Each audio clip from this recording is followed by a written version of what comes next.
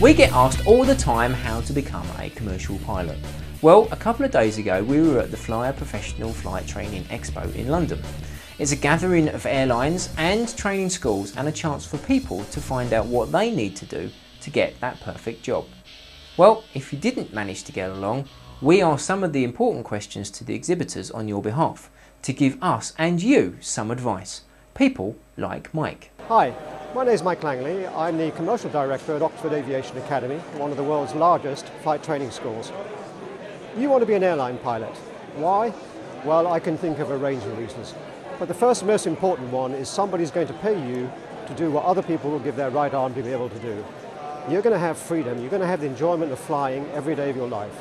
And if you like flying now, you like flying until the day you die.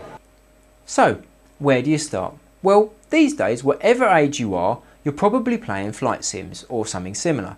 But even if you know every button to push and every procedure, will it be any use? What we have found is that, for example, when you get to the advanced part of the training, when you get to your MCC, when you get to your instrument rating, there it may be very good to have some simulator experience, so you already have seen some procedures. And on top of that, it's a very good show of your motivation. The downside of it is, however, that if you are not there with a professional instructor, if you are not there with a teacher that's going to teach you the way you need to be doing it, the problem is that you might actually teach yourself in a way that's not the way you're going to have to do it in an airline.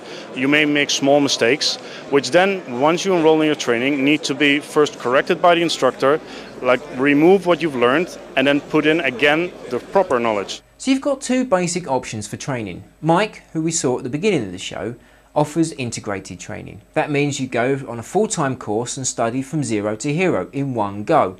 There's huge debate at the moment about whether integrated or the other option, modular, is best. Some airlines do prefer the integrated courses, but many are happy to do the modular route as well. So what is a modular course? I'm Pete Gillette, part of Bristol Aviation, and we offer the modular flight training. Modular flight training offers that sort of flexibility within flight training, particularly sort of financially. You pay as you go, which allows you to perhaps work as you fly, which is a great advantage. It was for me. It also provides a relaxed atmosphere for your flying, of which can benefit your training. So basically, a modular course is a group of courses lumped together. So you can do your instrument rating and your CPL or your MEP, put it all together on the timescale that fits you. But how long is all this really going to take? About 18 to 20 months, and that of course depends on yourself how much time you want to use in studying, especially in the ground school. Once you've qualified, of course the world is your oyster. Perhaps you want to go to one of the major carriers, like Delta. I'm Jason Dadham with Delta Connection Academy, a subsidiary of Delta Airlines. The reason you want to be an airline pilot: professional career, respect, opportunity, and career lifestyle. You're flying a multi-million-dollar aircraft that you've been handed the keys to. You've got 200 to 300 passengers in the back of the aircraft expecting you to get from point A to point B in a safe manner. You are up in the sky traveling every day out in the wide blue skies. And then you have the opportunity throughout your career to decide what days you want to fly, what routes you want to fly. Now let's be honest, pilot training isn't cheap.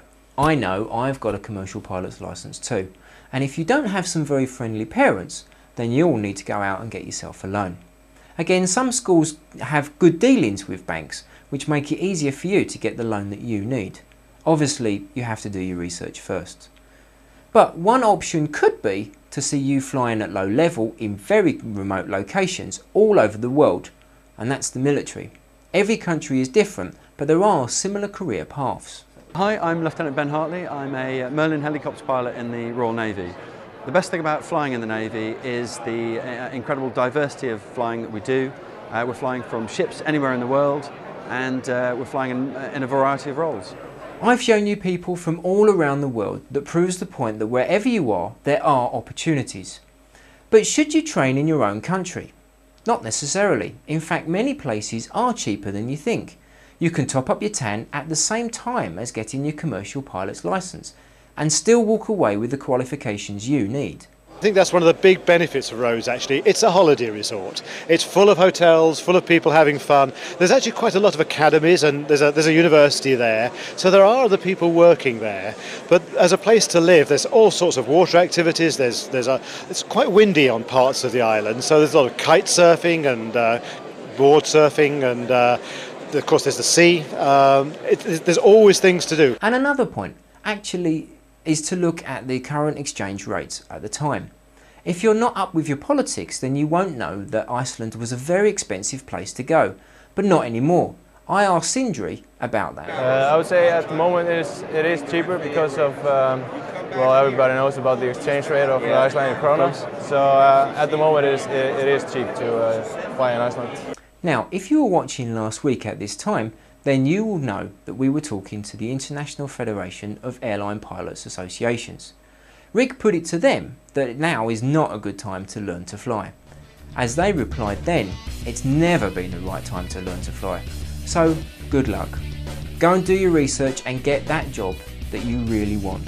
It's yours for the taking.